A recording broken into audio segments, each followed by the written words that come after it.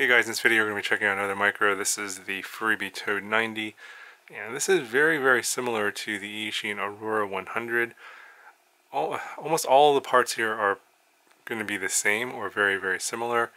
So basically they just changed the frame, and I believe these motors are a little bit different too. The shape of the motors are different. Not so sure how much better the motors are than the Eachine ones, maybe just a little bit. They don't run quite as hot, so they might have improved there.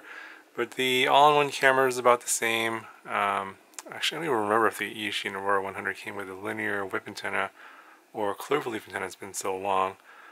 But the stack that's inside here is identical. You have the 4-in-1 BL-Heli SE, and you have the Omnibus F3 flight controller. That's all the same. And you have the receiver board here. And buzzer. So this is in my case it's the Fly Sky version, but they also have a DSM-2 Spectrum and also Free Sky version as well. So the third board is the receiver. Yeah, they basically changed the frame. It's a little bit smaller, so it's 90 millimeters motor to motor instead of 100. And this frame is much better than the one that's on the Aurora 100. There's no weird cutouts in the arms. The frame is much stronger overall. I believe even the top plate is also thicker as well. The same kind of motors on here, the 1104 7500 kV. The props are different though. Let's see here. Well, I don't even remember what props came with the Eachine Aurora 100. It's been so long, but these 5-bladed props are the ones that came with the FuriBee Toad 90, and I think this is a 1.9 inch prop. It's an okay prop. As you can see, I switched over to the Gem Fan 4-bladed 2035s. They do fly a little bit better on the Gem Fans. The stock prop is okay for pretty much everything except for prop wash handling. And you'll see that in the flight demo. The prop wash happens on basically hard maneuvers, like when I'm making really sharp turns, or in there's any of those cases where the drone is flying into its own prop wash. That's where that term comes from. Then you get the classic sounds and the vibrations from the prop, and that is a little harder to tune on this prop than on the 4-bladed Gem Fan here.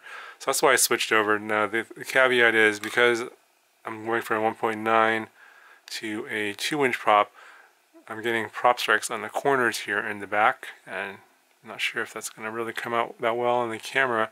You can see the corners are all bent up here.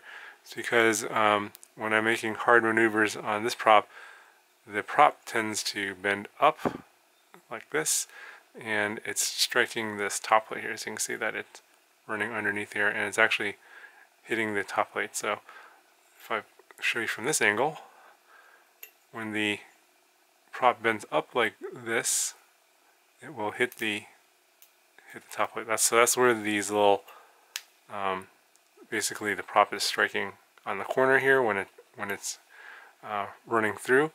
So that's the only downside to the 2-inch prop. So if you want to go to the 1.9 inch, the hulky 1940s, then you probably won't have this problem at all.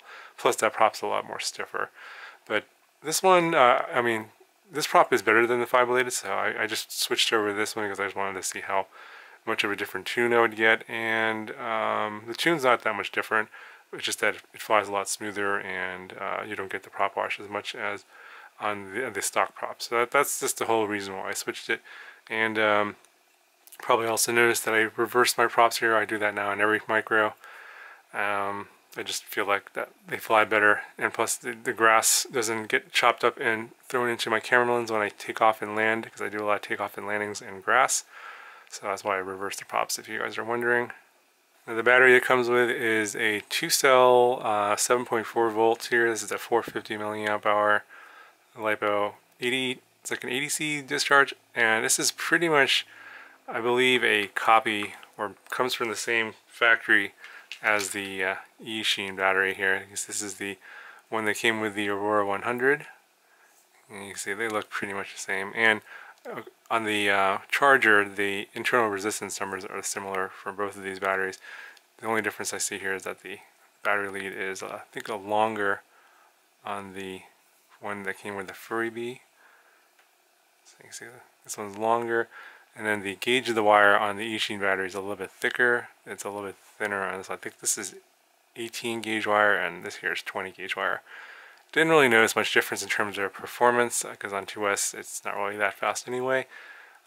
It might run, I think it might run on 3S, so if you're interested in running on 3S, the ESC should be able to handle it. It's just that you're gonna probably want to switch out the JST connector for something like an XT30 just to handle the amp draw better and also prevent brownouts.